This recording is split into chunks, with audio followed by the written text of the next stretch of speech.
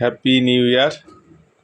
আজকে বাণিজ্য মেলায় যাব, এই জন্য সকালে সিম্পল খিচুড়ি সাথে বেগুন ভাজি খেয়ে দেন তারপরে লাঞ্চের পরেই বাণিজ্য মেলায় যাব। ওখানে একটু ঘোরাঘুরি করে কিছু ছবি তোলার পরে আবার বাণিজ্য মেলা থেকে ফিরে এসে রাতে রান্না আছে।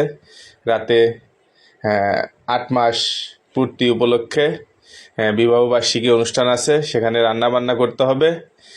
এজন্য বেশিক্ষণ মেলায় থাকা হবে না। মেলা থেকে আসার পরে কাজ আছে। শুধু খিচুড়ি রান্না করছি আজকে, শুধু সাথে বেগুন ভাজি।